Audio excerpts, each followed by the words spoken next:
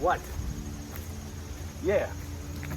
No, I'm behaving myself. No, I'm not playing in abandoned buildings. What? Again?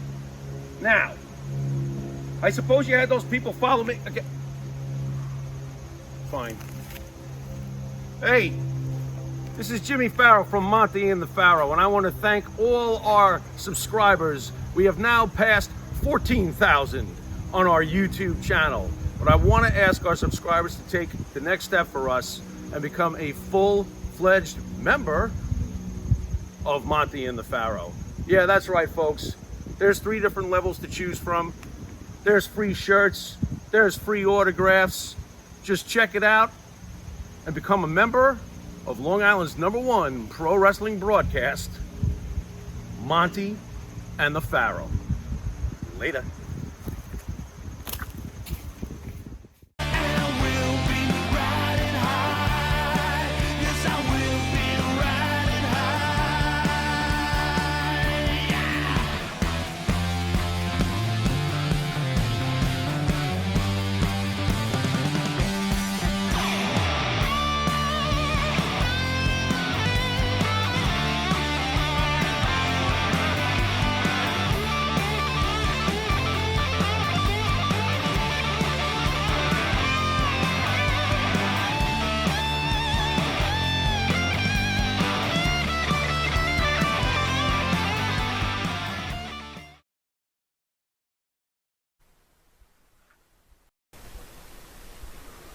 M&J Video Games and Collectibles. Sport and non-sport cards, wrestling items, autographed items. We buy, sell, and trade.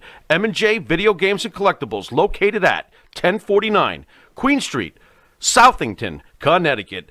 Call us at 1-860-479-9223 or 860-93-GAMES. M&J Video Games and Collectibles. All right, welcome back to Long Island's #1 pro wrestling broadcast, Monty and the Pharaoh, seen only here out of Indie Music TV.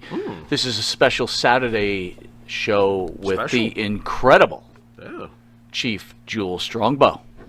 Jules, I wanted to ask you, of course, growing up in this time period, this very special and I think somewhat underrated tag team time period, because of all the great teams that occurred in the early 80s with Vince McMahon Sr., WWF.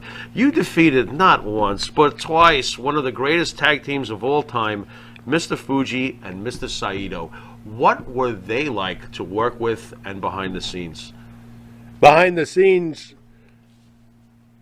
they were very, and I'm trying to think of a good word to... Fuji's got quite the rep, so this should be interesting.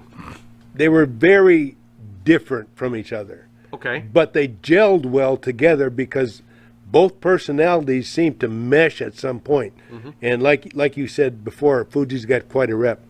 Did he ever give you a nightmare story you might want to share or try to forget?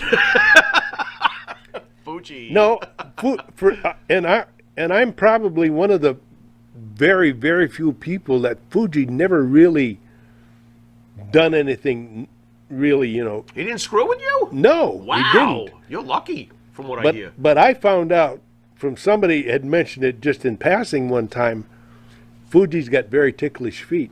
Yeah.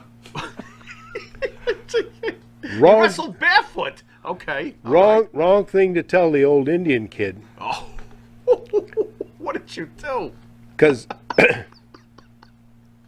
Wait a minute, those feathers, those feet. I don't know if I like the math of this. What did you do to Fuji?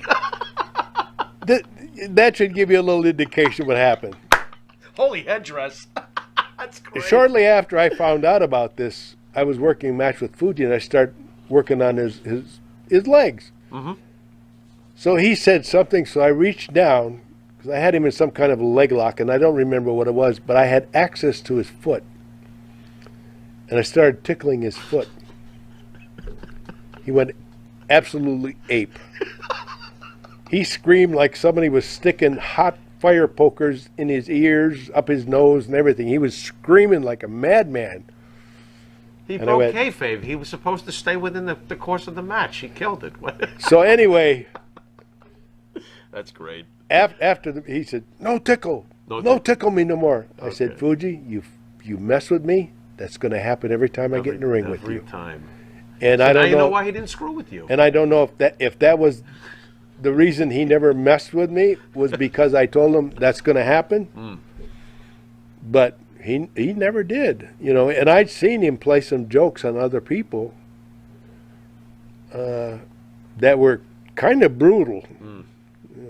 I've heard. One guy asked him, you know, to take his car down to the garage to get an oil change because he had to go on the road for a couple of days. The guy come back and his $29 oil change turned into a $1,200 repair